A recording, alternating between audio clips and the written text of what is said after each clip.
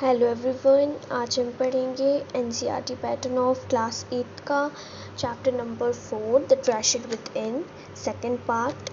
तो इसमें हमने यहाँ पे एचसी की बात जो मतलब बीआर ने जो उनसे पूछा था कि आपकी लाइफ के बारे में कुछ बताइए, तो हम एचसी की जो आधी बातें थे वो हमने पढ़ ली हैं कि जैसे वो मतलब कि वो कैसे उनका पढ़ाई से ध्यान हट गया और ये सब बातें, और फिर उनके प्रिंसिपल ने उनसे क्या कहा। फिर उसके बाद में नेक्स्ट है हमारा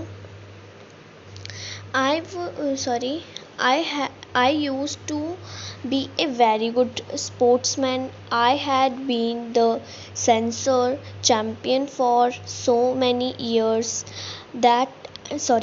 and I also was the cricket champion.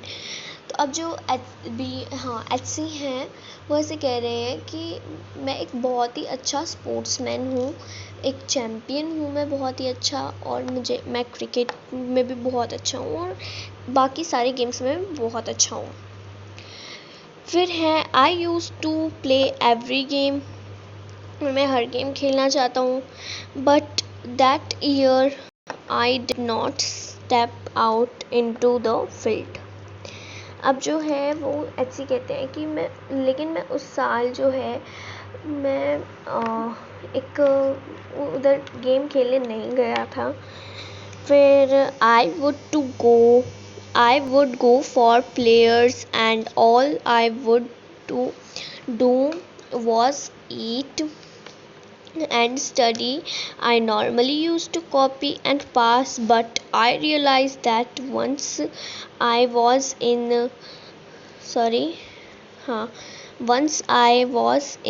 SSC, I would not do.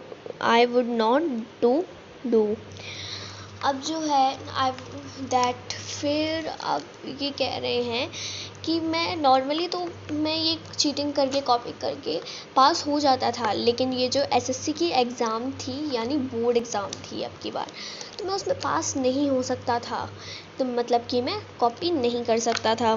तो उन्होंने बहुत मतलब ऐसे स्टडी वगैरह करना चालू किया। I would go for player and all I would do was eat and study. I normally मैंने पढ़ लिया है। When I got a second class 50% in SSC, my principal said, son, considered yourself as having got a distraction. This is my memory for my school days. I did lots of other things. See, as far as my things are considered, I can't remember. I forget things very easily.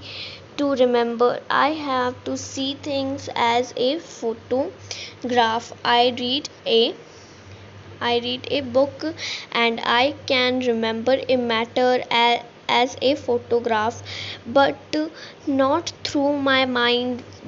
That is how it works. अब जो HC हैं वो कहते हैं कि पहले वो जो प्रिंसिपल हैं एचसी के, वो ये कहते हैं कि तुमने जो है अच्छे मार्क्स नहीं लाए, मतलब 50% कोई अच्छे मार्क्स नहीं होते हैं।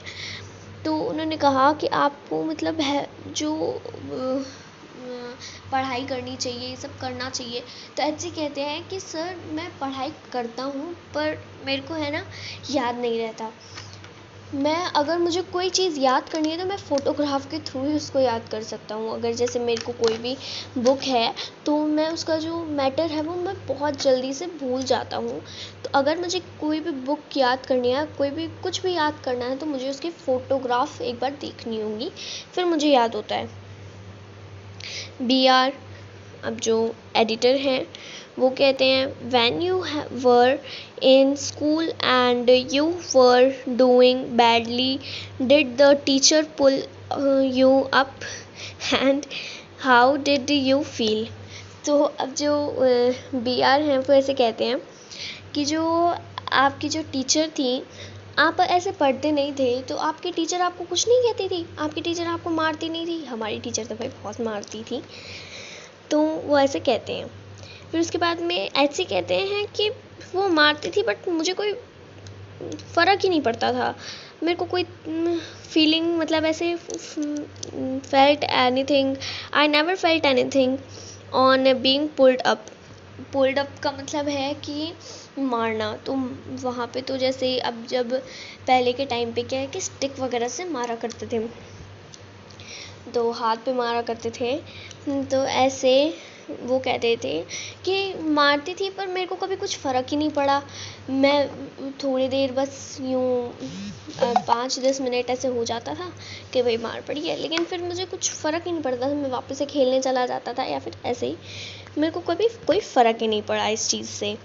फिर जो बी आर हैं वो ऐसे कहते हैं, when you know that you had incurred the wrath of your teacher by not doing your homework or by having badly, when you knew you would get a caning, what was the state of your mind?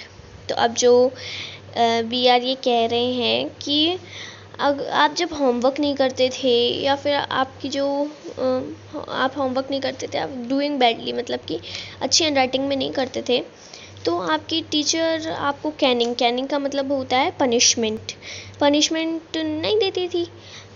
तो फिर वो बोलते या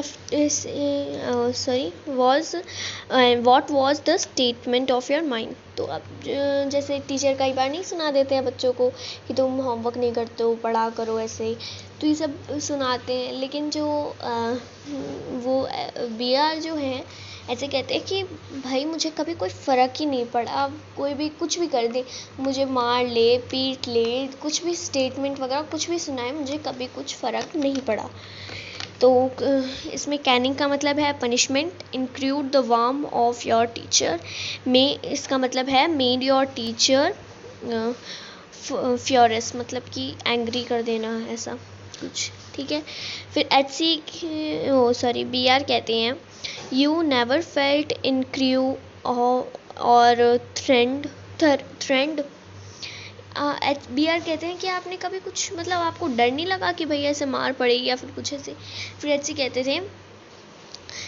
कहते हैं कि I was just interest in playing and nothing else. अब जो कहते हैं कि मुझे किसी भी चीज़ में इंटरेस्ट नहीं था, सिर्फ प्लेइंग में इंटरेस्ट था और किसी भी चीज़ में नहीं था। और I was most interested in funny prank. अब जो मेरा इंटरेस्ट था फ़नी प्रैंक्स में, और ऐसे बताते हैं कि भाई मेरा ऐसे इंटरेस्ट नहीं था। फिर every Saturday we were allowed to go into town. अब जो हर सैटरडे को उनको अलाउ था टाउन में, मतलब कि वो एक हॉस्टल में रहते थे तो उनको एक टाउन में जाना अलाउड था, मतलब कि उनके घर या फिर कहीं पे भी शायद टाउन में, तो टू सी ए मूवी, हाँ तो कोई भी मूवी को देखने के लिए। So what I want to do was have no lunch and collect money from 40-50 student and run and buy the ticket on my way back. I would eat to my heart's contact. अब जो है वो कह रहे हैं कि हमें हर Saturday को जाना अलाउड था, तो मूवी देखना होता था, तो मैं क्या करता था, मेरे पास पैसे तो होते नहीं थे, लंच भी नहीं होता था, तो मैं 40 या 50 बच्चों से कलेक्ट कर लेता था पैसे और उससे टिकट लंच वगैरह ये सब खा लेता था। अब जो नेक्स्ट पार्ट है वो हम दूसरी वीडियो में देखेंगे। Bye, thank you for watching. और अगर आपको मेरी वीडियो पसंद आती है तो प्लीज़ इसे लाइक कर देना, चैनल को सब्सक्राइब कर देना और जो बेल आइकन है उसको भी प्रेस कर देना। बाय।